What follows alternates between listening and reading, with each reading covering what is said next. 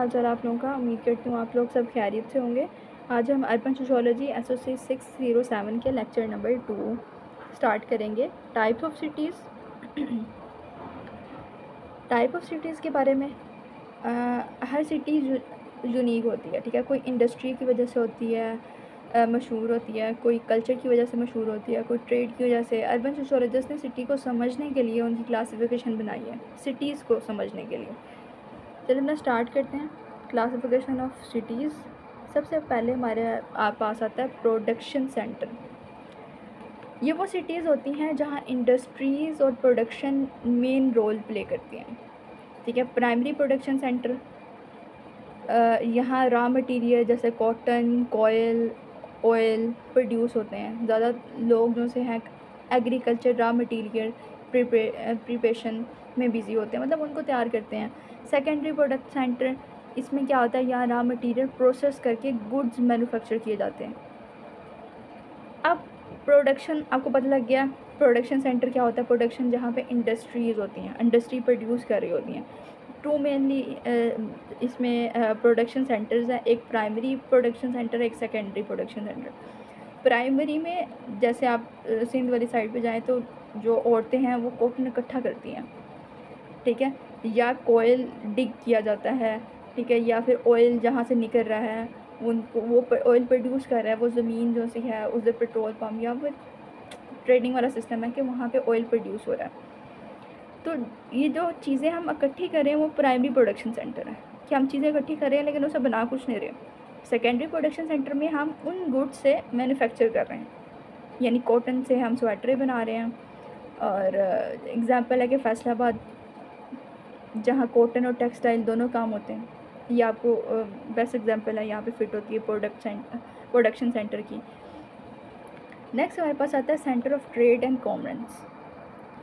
ये वो सिटीज़ हैं जो बिज़नेस और ट्रेड की वजह से मशहूर होती हैं। ज़्यादातर सी कोस्ट सिटीज़ इस कैटेगरी में आती हैं। जैसे centre of trade and commerce का मैं आपको कराची हो गया जैसे, ठीक है, दुबई हो गया।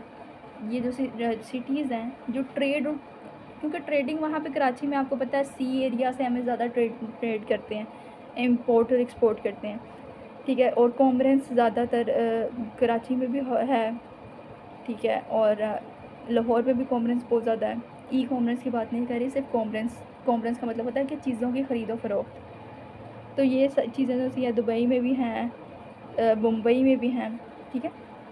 तो नेक्स्ट हमारे पास आता है कैपिटल्स। कैपिटल सिटीज़ ज़रूरी नहीं कि इंडस्ट्री और ट्रेड में टॉप हो, लेकिन ये पॉलिटिकल और एडमिनिस्ट्रेटिव सेंटर्स होते हैं। अब कैपिटल हमारा क्या है? इस्लामाबाद हमारा कैपिटल है। पाकिस्तान का कैपिटल कौन सी है? हमारा कैपिटल सिटी इस्लामाबाद है पाकिस्तान का। इसी तरह यूएसए का वाशिंगटन है, वाशिंगटन डीसी, वो जो सा है वो यूएसए का है। नेक्स्ट हमारे पास हेल्थ एंड रिक्रिएशन सेंटर्स हैं। ये सिटीज़ उनके हेल्थ, क्लाइमेट, रिक्रिएशनल फैसिलिटीज़ की वजह से मशहूर होती हैं। यहाँ लोग रिलैक्सेशन और टूरिज़म के लिए आते हैं। हेल्थ एंड रिक्रिएशन सेंटर के लिए बेस्ट एग्जांपल है मरी वाली साइड, ठीक है, छांगा मांगा हो गया, इस तरह वाली साइड जहाँ पे आप जाओ तो सुकून फील करो, ठीक है, उनके एनवायरनमेंट आपका चेंज हो, ठीक है। ऐसे जो हमारे इलाके हैं मरी वगैरह वाली साइड पे, यहाँ साउथ नॉर्दर्न हमारी साइड हैं, वो सारी हमारी हेल्थ एंड रिक्रिएशन सेंटर्स में आ जाती हैं। कल्चरल सेंटर्स, ये वो सिटीज़ होती हैं जो रिलीजन्स या कल्चर हेरिटेज की वजह से इम्पोर्टेंट होती हैं। यहाँ हिस्टोरिकल मोमेंट और रिलीजन्स प्लेस लोगों के लिए सिंबॉलिक वैल्यूज़ रखते हैं, ठीक है। कल्चरल सेंटर में ननकाना साहिब, जहाँ सिखों के लिए बनाया गया, सिखों का है दरबार वगैरह। कटास राज हिंदूज़ के लिए, ठीक है। इसी तरह और भी बहुत सारी कल्चरल प्लेसेस हैं जो लोग मानते हैं, ठीक है। डिवर्सिफाइड सिटीज़ एक ही कैटेगरी तक लिमिटेड नहीं होती, जहाँ मल्टीपाई अपॉर्चुनिटीज़ होती हैं।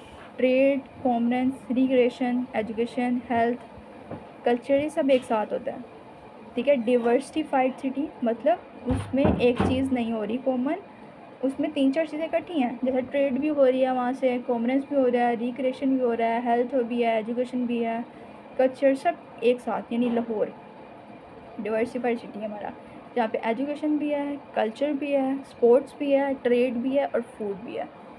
ठीक है, जहाँ 3-4 चीज़ें इकट्ठी हो रही हैं वो डिवर्सिफाइड सिटी है। इमर्जिंग गेटवेज, ये एक मॉडर्न कॉन्सेप्ट है। ये मिड साइज सिटीज़ होते हैं जो बिज़नेस और ट्रांसपोर्ट हब्स के तौर पर ग्रो करते हैं। इन्हीं नॉलेज कैपिटल्स भी कहा जाता है, क्योंकि यहाँ यूनिवर्सिटीज़ और टेक्नोलॉजी सेंटर्स ज़्यादा होते हैं।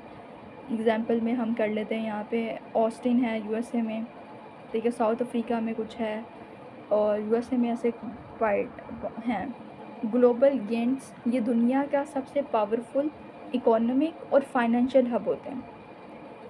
इनके पास पैसा, इंडस्ट्रीज़, फाइनेंस, पॉपुलेशन सब कॉन्सेंट्रेटेड होता है, ठीक है, जैसे दुबई, हांगकांग, टोक्यो, कैलिफोर्निया। ठीक है, नेक्स्ट हमारे पास आता है मल्टी सेंटर्ड मेट्रोपॉलिटन्स रीजन।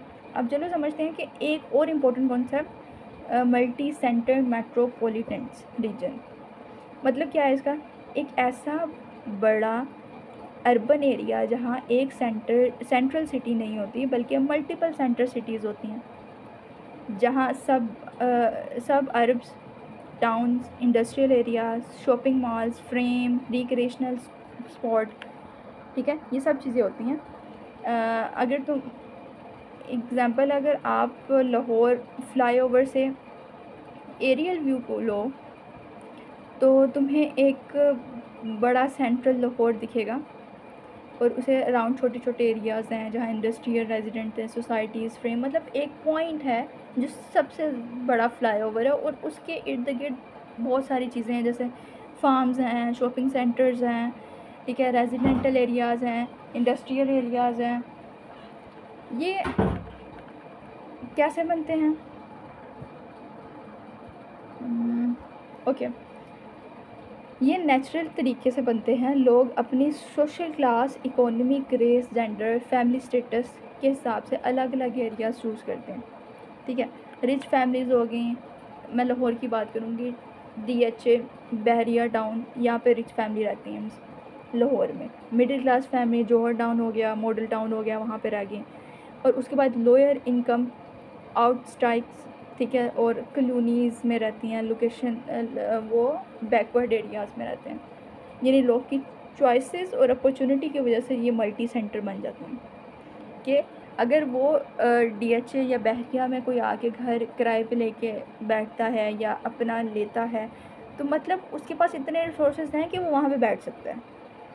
ठीक है, तो अब लोअर इनकम वाला इंसान जाके DHA और बहरिया में नहीं वो चीज़ें अफोर्ड कर सकता। सही है, तो ये मल्टी सेंटर्ड इसलिए बन गया कि लोगों को पता है कि उन्होंने वो कहाँ सर्वाइव कर सकते हैं। मिडिल क्लास हैं तो वो जौहर टाउन में कर सकते हैं, वो ज़्यादा रिच फैमिलीज़ में नहीं जा सकते, यानी DHA बहरिया में नहीं जा सकते। तो ये मल्टी सेंटर्ड इसलिए बन गया है क्योंकि वहाँ पे रिच भी रह रहा है, पुअर भी रह रहा है, मिडिल क्लास भी रह रहा है, और उनके लिए हर एक के लिए अलग अलग कॉलोनीज़ और टाइप्स हैं।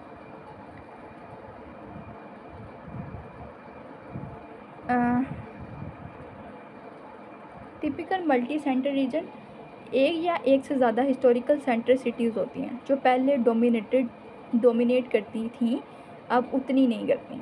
ठीक है, अलग अलग सेंटर्स होते हैं, retail, industry, office, shipping, layer, culture, ठीक है, ये सारी चीज़ें होती हैं। फिर ये सेंटर साइज़ और इम्पोर्टेंस में अलग होते हैं। हर मिनी सेंटर्स अपना गवर्नमेंट और जुडिशरी मतलब कोर्ट सिस्टम रखता है। ये सब एरियाज़ एक दूसरे से कनेक्टेड होते हैं। हाईवेज़, एयरपोर्ट, पब्लिक ट्रांसपोर्ट, ये सब चीज़ें होती हैं। अच्छा, एक एग्ज़ाम्पल यहाँ पे है, इसकी मुझे ज़हन में आ रही है टिपिकल मल्टी सेंटर रीजन में, कि रावलपिंडी और इस्लामाबाद का रीजन एक तरह से फेडरल गवर्नमेंट और ऑफिसेस हैं। ठीक है, दूसरी तरफ आपका कमर्शियल और ट्रेड सेंटर्स हैं, और दोनों को मोटरवे और मेट्रो बसेस से कनेक्ट किया गया। समझ रहे हैं? मल्टी सेंटर रीजन, एक तरफ आपका फेडरल सिस्टम भी चल रहा है और एक तरफ आपका कमर्शियल भी चल रहा है, और दोनों को आपको किससे कनेक्ट किया हुआ है? मोटरवे से और मेट्रो बसेस से। City size and अर्बनिज़म।